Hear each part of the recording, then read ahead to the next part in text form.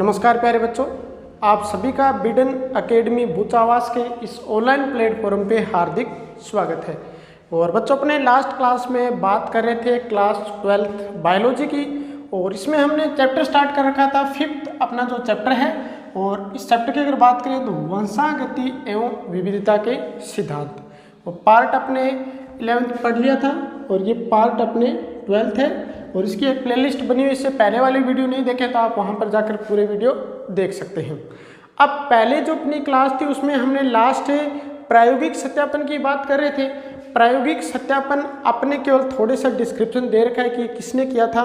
ये मॉर्गन और उसके साथियों ने किया था, और किस पर किया था, फ्रूट फ्लाई या ड्रोसोफिला मेलेनोगैस्टर पर किया था। लास्ट में हमने ड्रोसोफिला मेलेनोगैस्टर का वर्गीकरण देखा था, जिसमें उसका संघ आर्थ्रोपोडा था। अगर हम बात करते हैं वर्ग इंसेक्टा, मतलब कीट वर्ग था, और उस कीट वर्ग के अंदर जो उसका गण आता है वो डिप्टेरा था। और गण के अंदर उसका जो परिवार था या फैमिली जिसको अपने बोलते हैं वो कौन सा था, ड्रोसोफिलाइडे या ड्रोसोफिलाडे था। उसके बाद जीन्स उसका ड्रोसोफिला था और जाति उसकी मेलेनोगैस्टर थी। ये हमने बात कर ली थी। अब देखो, कुछ अपने ड्रोसोफिला के बारे में फैक्ट आते हैं, वो अपने देख लेते हैं। फिर अपने एनसीईआरटी के अंदर हेडिंग दे रखी है कि ड्रोसोफिला, अपने वैसे तो हेडिंग नहीं मिलेगी उसके अंदर, लेकिन अपने एक अलग पॉइंट बनाकर उसको सुव्यवस्थित तरीके से करने वाले हैं भी। जब ड्रोसोफिला मेलेनोगैस्टर को इन्होंने यानी मॉर्गन ने अपने प्रयोग के लिए चुना, तो उसमें ऐसे क्या लक्षण थे जिसके कारण उसको चुना गया था। लेकिन उससे पहले अपने थोड़ा सा देखते हैं ड्रोसोफिला मेलेनोगैस्टर के फैक्ट के बारे में इम्पोर्टेंट। तो वैसे अपने बच्चों ये एनसीईआरटी के अंदर कोई टॉपिक नहीं है अलग से, लेकिन ये आपके लिए बहुत इम्पोर्टेंट है। तो आप जब भी नोट्स बनाओ तो इसको नोट करके लिख लेना, यानी अपने इसको नोट करके लिख सकते हैं।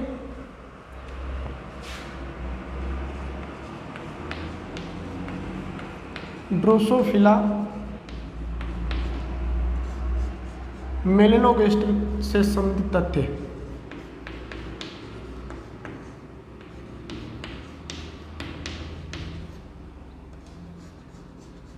ड्रोसोफिला मेलेनोगैस्टर से संबंधित तथ्य, से संबंधित तथ्य या इंपॉर्टेंट फैक्ट बोल सकते हैं आप लोग।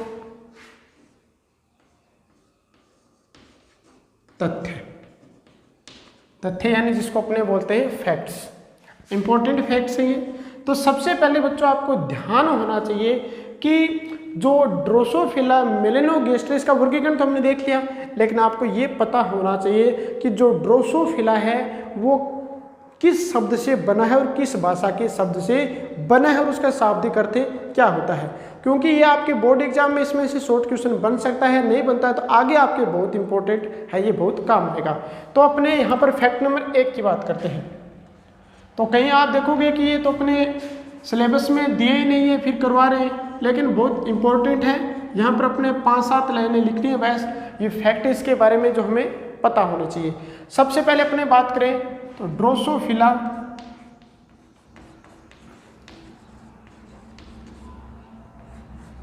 ग्रीक भाषा के शब्द, ड्रोसोफिला ग्रीक भाषा के शब्द।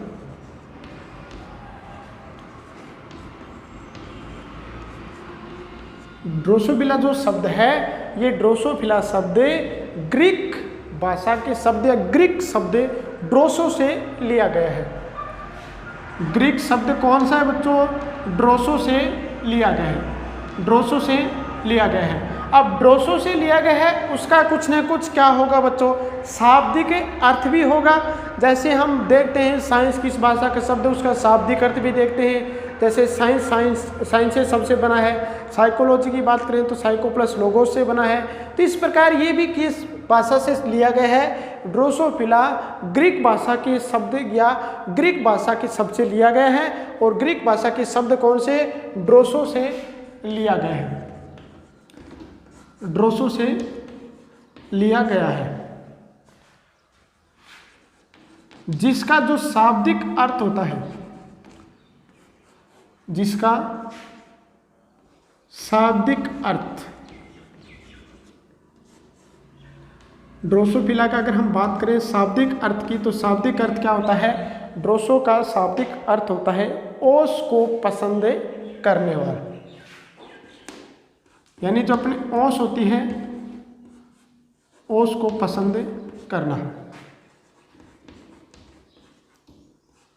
ओस को पसंद करना। तो ये अपने बात 1 नंबर बात कर ली हमने, ओस को पसंद करना। तो ओस को पसंद करने का मतलब है जब ये ड्रोसोफिला मक्खी जहाँ भी बैठती है, जहाँ विचरण करती है, वहाँ पर या तो क्या होगा, ओस जैसी बूंदें होंगी या फिर कुछ नमी होगी। तो अपने पहले बात आ गई। अगर हम बात करते हैं इसके अन्य नाम क्या है, तो ड्रोसोफिला के अन्य नाम की बात करें तो हमने देखा था इसको क्या बोलते हैं? फ्रूट फ्लाई बोलते हैं। इसको क्या बोलते हैं? Fruit fly. फ्रूट फ्लाई की बात करें तो इसको अपने क्या बोलते हैं? फल मक्खी बोलते हैं। फ्रूट फ्लाई की बात करें तो अपने इसको क्या बोलते हैं? फल मक्खी बोलते हैं, या इसको शराब फ्लाई, एल्कोहल फ्लाई या विनेगर यानी सिरका फ्लाई भी कहते हैं। फ्रूट फ्लाई, शराब, या अपने बात करें सिरका, शराब फ्लाई भी बोलते हैं इसको, सिरका फ्लाई भी बोलते हैं। अब देखो ये क्यों बोलते हैं सिरका फ्लाई भी कहा जाता है?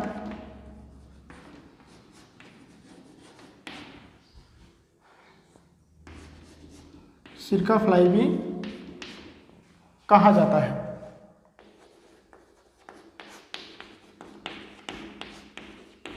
है क्योंकि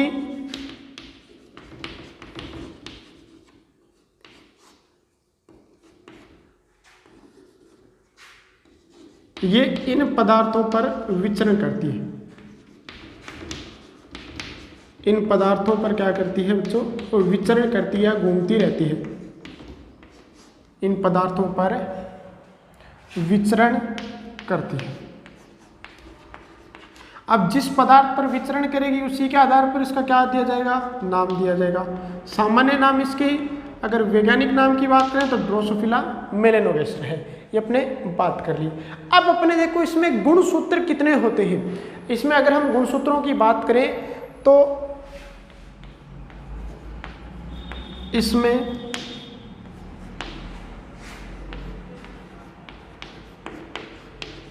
चार जोड़ी गुणसूत्र होते हैं। 4 जोड़ी गुणसूत्र होते हैं।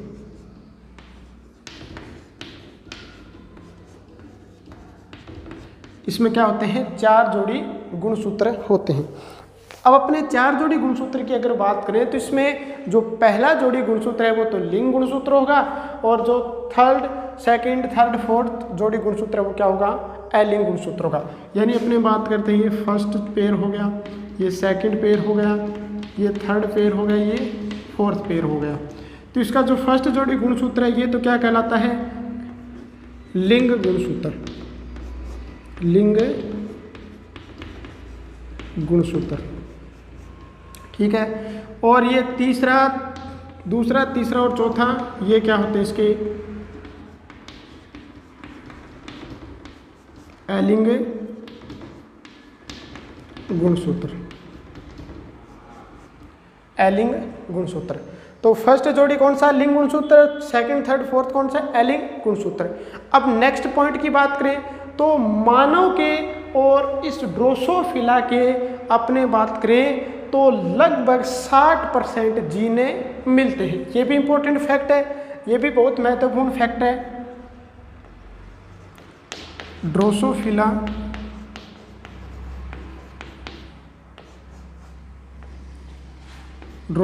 व मानव के लगभग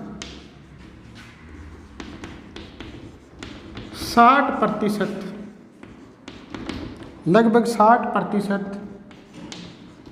जीन समान होते हैं। 60% जीन समान होते हैं। ये भी एक इसका फायदा है प्रयोग में लेने का। अब देखो इसमें अगर हम नेक्स्ट बात करते हैं तो इसको कहा जाता है बच्चों जेनेटिक्स का जैकपॉट। इसको जेनेटिक्स का जैकपॉट क्यों कहते हैं? क्योंकि सबसे ज़्यादा जो अपने आनुवंशिकी की जो अपने बात करते हैं प्रयोग हुए हैं जीवों पर, पादपों की अपने बात नहीं कर रहे, प्राणी की बात कर रहे हैं, तो प्राणी में बहुत ज़्यादा इस पर क्या हुए हैं, आनुवंशिक प्रयोग हुए, तब इसको क्या कहा जाता है, आनुवंशिकी का जैकपॉट कहा जाता है। यानी अपने बात करें इसे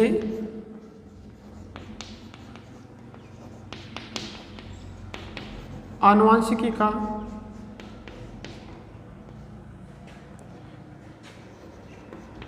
जैकपॉट कहते हैं, आनुवंशिकी का जैकपॉट कहते हैं। अब आनुवंशिकी का जैकपॉट क्यों कहते हैं? क्योंकि सबसे ज़्यादा जो आनुवंशिकी में प्राणियों पर प्रयोग हुए वो किस में, इसी में हुए हैं। अब इसके बाद अपने 2 लाइनें और देख लेते हैं टी.एच. मॉर्गन के बारे में। ये भी अपने इम्पोर्टेंट आता है, टी.एच. मॉर्गन के बारे में पूछ लेते हैं। अपने बात करें तो इस पर प्रयोग किसने किया था? टी.एच. मॉर्गन ने, टी.एच. मॉर्गन। यह इसका पूरा नाम है। पूरे नाम की अगर बात करें तो थॉमस हंट मॉर्गन है। ये कौन सा है? Thomas Hunt Morgan, Thomas Hunt Morgan. अब सबसे इंपॉर्टेंट बात आती है इसके बारे में, इसको एक्सपेरिमेंटल जेनेटिक्स का फादर कहा जाता है।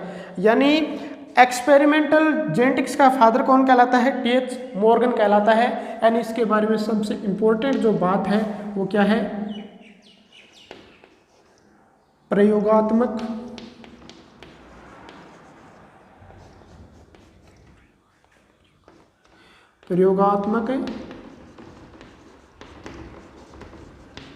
आनुवंशिकी का पिता।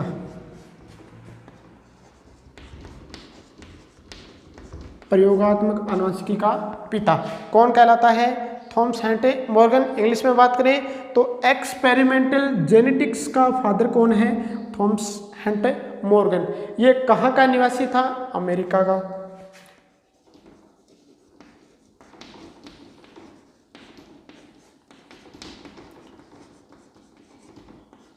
अमेरिका निवासी था।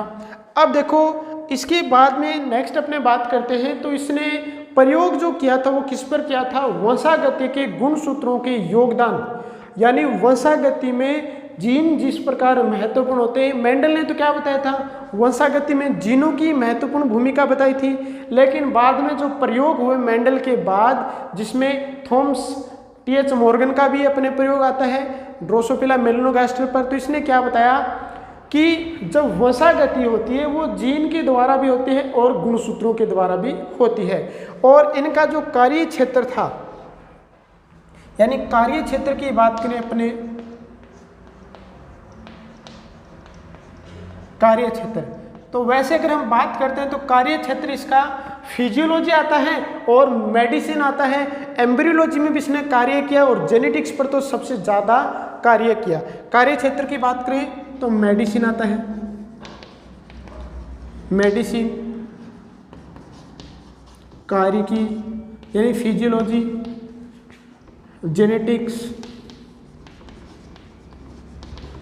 एम्ब्रियोलॉजी भी आता है, जेनेटिक्स, एम्ब्रियोलॉजी, एम्ब्रियोलॉजी, ये इसके कार्य क्षेत्र था।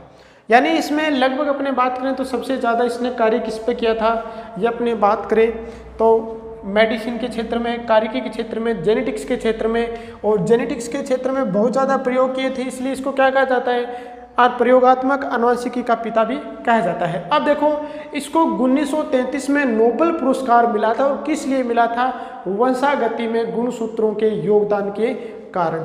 यानी टी.एच. मॉर्गन को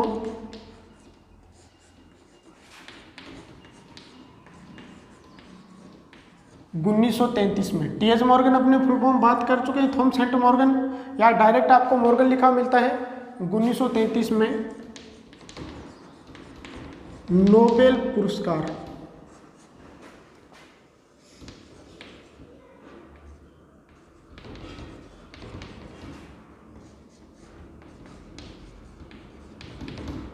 नोबेल पुरस्कार मिला, नोबेल प्राइज मिला। किस लिए? खोज क्या की किसने?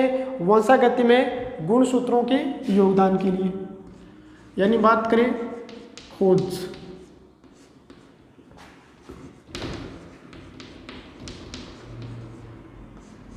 वंशागति में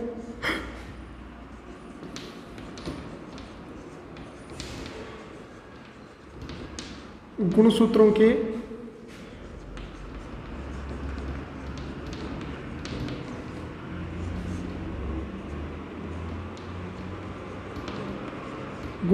योगदान के लिए।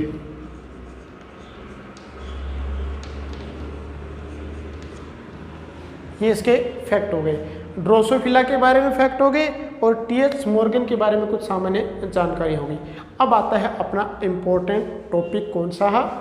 चयन का कारण, ड्रोसोफिला मेलनोगास्टर के चयन का कारण। यानी नेक्स्ट अपनी जो हेडिंग रहेगी वो रहेगी ड्रोसोफिला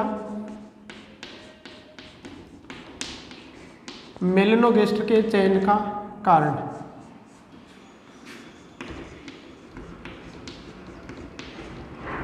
ड्रोसोफिला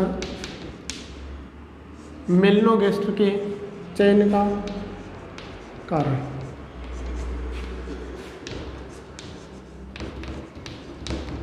अब देखो क्या है, ऐसे कारण थे जिसके कारण टीएच मॉर्गन और उसके साथियों ने केवल किसका चयन किया? इस ड्रोसोफिला का ही किया। सबसे पहले अपने बात करते हैं, इनको कृत्रिम माध्यम पर संवर्धित करवाया जा सकता है। यानी हम प्रयोगशाला में क्या कर सकते हैं? इनका संवर्धन कर सकते हैं। अगर हम बात करें कोई भी बोतल है उसके अंदर अगर हम फल का रस डाल दें, शराब, सिरका या जो भी डाल दें, उसके अंदर यदि इनको अपने रखना चाहें या संवर्धित करना चाहें तो अपने रख सकते हैं। तो सबसे पहला फायदा क्या हो गया? प्रयोगशाला में कृत्रिम माध्यम पर संवर्धन संभव है। यानी पहला इनका जो चयन का कारण था वो क्या था? इसको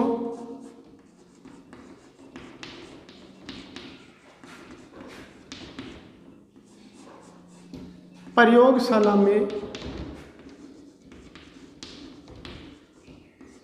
कृत्रिम संवर्धन माध्यम पर, कृत्रिम संवर्धन माध्यम पर संवर्धित की जा सकती है या संवर्धित किया जा सकता है, किया जा सकता है। यानी अगर हम चाहें कि प्रयोगशाला में इसको अपने क्या करवाना है? संवर्धन करवाना है या अपने इसकी ग्रोथ करवानी है तो आराम से करवा सकते हैं। सबसे पहला फायदा तो ये हो गया। दूसरा बात करें तो इनका जो जीवन चक्र है वो 2 सप्ताह का होता है।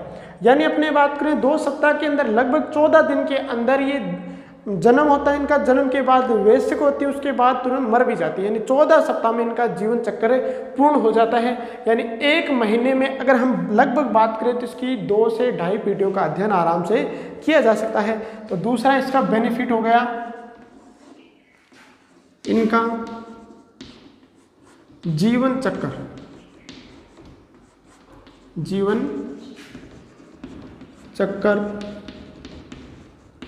लगभग 2 सप्ताह का होता है। लगभग 2 सप्ताह का होता है। फिर जीवन चक्र 2 सप्ताह का होगा तो अपने कम समय में क्या कर सकते हैं? अधिक पीढ़ियों का अध्ययन अपने कर सकते हैं। तो ये अपना दूसरा इसके चयन का कारण हो गया। नेक्स्ट बात करें तो नेक्स्ट 3 नंबर जो इसका चयन का कारण था वो था कि इनमें नर व जो मादा है वो अलग अलग होती है, यानी लिंग विभेदन स्पष्ट होता है।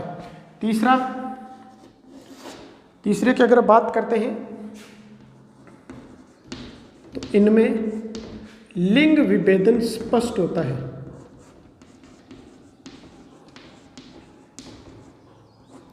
लिंग विभेदन स्पष्ट होता है।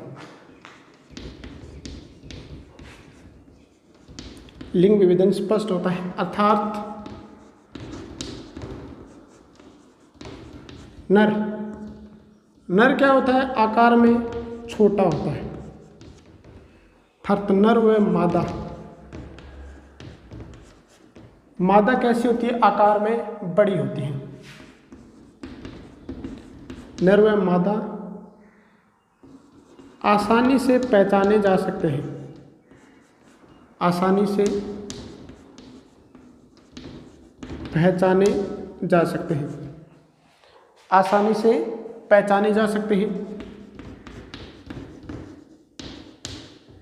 ये एक बेनिफिट हो गया, भी आसानी से पहचान सकते हैं। नर होगा वो आकार में एक तो छोटा होगा, और दूसरी अगर मादा की बात करें तो मादा का आकार बड़ा होगा, और पीछे की सार जिसको पोम्सन बोलते हैं अपने, वो जो भाग है पीछे वाला वो थोड़ा चौड़ा भी होगा। तो अपने आसानी से पहचान सकते हैं इसमें से कौन सी नर मक्खी है और कौन सी मादा मक्खी है। यहाँ पर ऐसा नहीं है कि अपने अगर बात करें तो ऐसा नहीं है कि एक मक्खी होगी और एक मक्खा हो गया, ऐसा नहीं होता। यहाँ पर नर मक्खी बोलेंगे और मादा मक्खी बोलेंगे। अब देखो चौथा कारण इसका क्या था, भी इसका चयन क्यों किया? जब इनमें अगर एक बार संकरण हो जाता है, यानी एक बार मैथुन क्रिया हो जाती है, तो अपने विशाल संख्या में क्या हो जाती है, इससे संतानें उत्पन्न हो जाती है। यानी अपने कह सकते हैं एक इसमें एकल मैथुन से विशाल संख्या में संतति उत्पन्न हो जाती है। यानी नेक्स्ट आता है अपने इसमें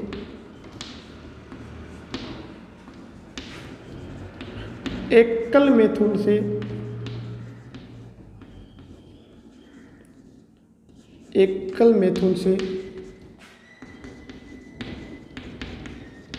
विशाल संख्या में संतति उत्पन्न हो जाती है, विशाल संख्या में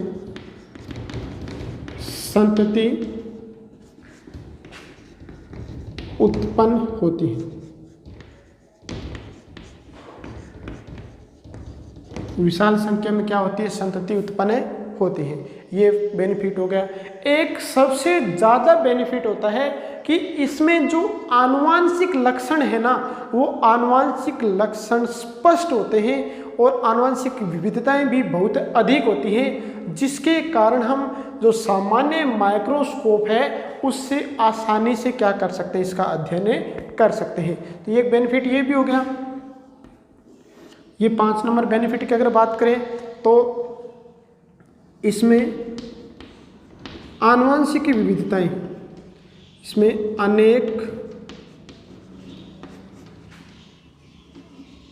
अनेक व स्पष्ट आनुवंशिक विविधताएं होती हैं, अनेक व स्पष्ट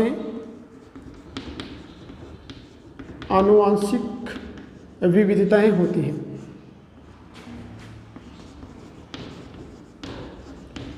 आनुवंशिक विविधताएं होती हैं। अभी स्पष्ट आनुवंशिक विविधता होगी तब अपने क्या कर सकते हैं, माइक्रोस्कोप से आसानी से अध्ययन कर सकते हैं। यानी इसमें अनेक व स्पष्ट आनुवंशिक विविधताएं होती हैं, जिस कारण से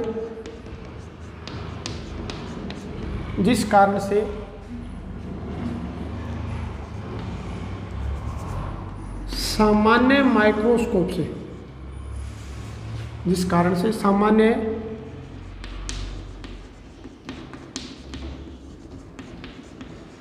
माइक्रोस्कोप से इनका आसानी से अध्ययन हो सकता है, इनका आसानी से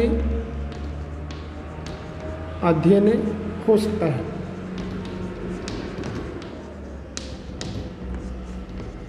आसानी से क्या हो सकता है बच्चों, अध्ययन हो सकता है। अब देखो एक अपने और देख लेते हैं 6 नंबर पॉइंट। अब देखो सामान्यतः क्या होते हैं, पक्के फल हो गए, केले पर बहुत ज़्यादा मिलती है ये, पक्के फल हो गए और सड़े फल हो गए। यानी पक्के फल और सड़े गले जो फल हैं उन पर ये बहुत ज़्यादा मात्रा में मिलती हैं, तो अपने कह सकते हैं कि ये आसानी से उपलब्ध हो जाती है। यानी अपने कह सकते हैं यह आसानी से उपलब्ध हो जाती है,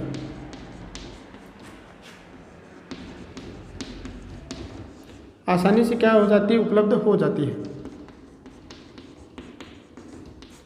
आपने देखा होगा जो पक्के फल हैं या गड़े जो अपने सड़े हुए फल हैं उनके ऊपर ये मक्खियाँ बहुत ज़्यादा संख्या में मंडराती रहती है। वो कौन सी?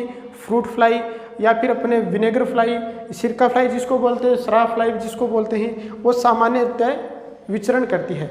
यानी ये क्या है, अपने आसानी से उपलब्ध हो जाती हैं। ये इतने कारण हैं जिसके कारण टी.एच. मॉर्गन व उसके साथियों ने ड्रोसोफिला का चयन किया और ड्रोसोफिला पर जो प्रयोग किए उसके आधार पर अपने मानव में भी आनुवंशिक जो लक्षण हैं या फिर आनुवंशिक जो विकार है उनका पता लगाया जा सका। क्यों लगाया जा सका? क्योंकि मानव के और इस मक्खी के जो लगभग 60% जीन हैं वो क्या होते हैं? समान होते हैं। और यही कारण है कि इस पर बहुत ज़्यादा प्रयोग किए गए और बहुत ज़्यादा प्रयोग करने के कारण इसको क्या कहा गया बच्चों? इसको अपने कहा गया था, यहाँ पर अपने लिखा था, इसको कहते हैं आनुवंशिकी का जैकपॉट। आनुवंशिकी का जैकपॉट। अब देखो इसके बाद अपना एक टॉपिक आता है सहलगनता। सहलगनता। सहलगनता क्या है? सहलगनता शब्द किसने दिया था? सहलगनता की खोज किसने की थी? और सहलगनता के अंदर आता है कि ये जो प्रयोग किया था इसके ऊपर, उसमें 2 क्रॉस करवाए थे और 2 क्रॉस में जो अनुपात प्राप्त होता है वो किस प्रकार अनुपात प्राप्त होता है। तो ये सहलगनता, ये लिंकेज के बारे में अपने पढ़ेंगे नेक्स्ट क्लास में। यहाँ तक देखो जो अपने पढ़ा है उसमें अगर किसी भी प्रकार की आपकी दिक्कत है तो आप हमें कमेंट कर सकते हैं। आपकी जो प्रॉब्लम उसका सॉल्यूशन निश्चित रूप से किया जाएगा। तो मुझे आशा है आपकी यहाँ समझ में आ गया होगा और अपने नेक्स्ट क्लास में इससे सहलगनता से स्टार्ट करेंगे। तो आज के लिए इतना ही बच्चों, मिलेंगे अपनी नेक्स्ट क्लास में। तब तक के लिए आप लोग मस्त रहिए, पढ़ते रहिए। धन्यवाद।